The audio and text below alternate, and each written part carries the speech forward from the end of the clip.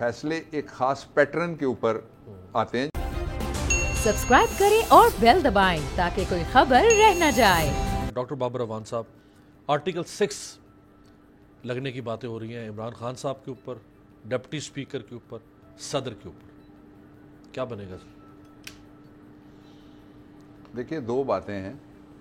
जब कुछ आएगा तो हम देखेंगे क्या है. ऐसे ही किसी ख्याल आराई पे मैं तबसरा नहीं कर सकता, पहली बात.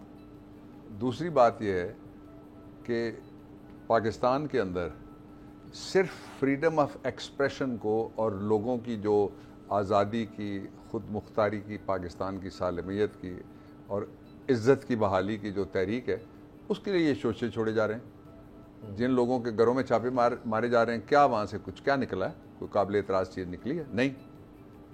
ये एक पूरी कंपेन है जो क्राइम मिनिस्टर और उसकी क्रिमिनल कैबिनेट, उसमें से सारे नहीं हैं, अक्सर हैं, वो ये सारा काम कर रही है. एक दूसरा जो इशू है वो ये है कि इससे लोगों का रास्ता नहीं रोका जा सकता.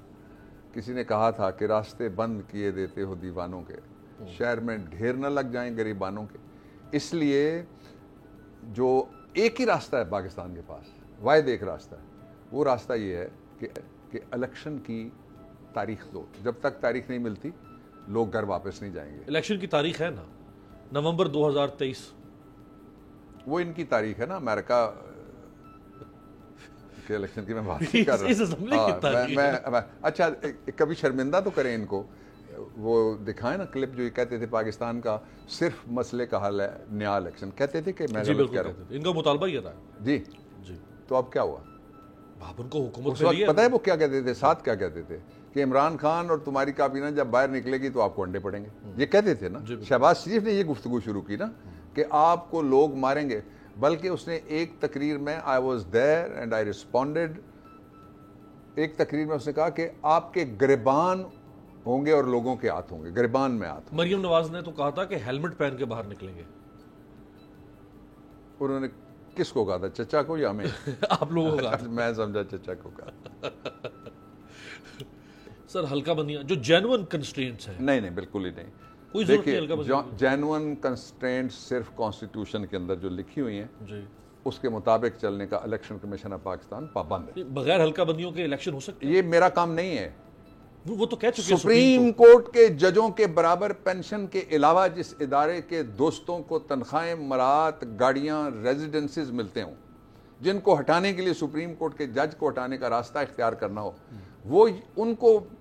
मैं तो हैरान था उस दिन जब मैं ये बयान सुन रहा था कि हम इलेक्शन नहीं करवा सकते. सुप्रीम कोर्ट में कहा था. मैं इसीलिए मैं कह रहा हूं, मैं हैरान था और कौम परेशान थी. हम तो सिर्फ हैरान ही हो सकते हैं ना, हमें परेशान होने की इजाजत ही नहीं है, इसलिए कि हम कौम को परेशान नहीं देख सकते. खुद कहते हैं घबराना नहीं है तो पर जाहिर है हमें तो इजाजत ही नहीं है. हम तो कहते हैं इंशाल्लाह ठीक है सब और हो जाएगा, खूब देखेंगे आप. अब मैं दूसरी आपको बात बताऊं.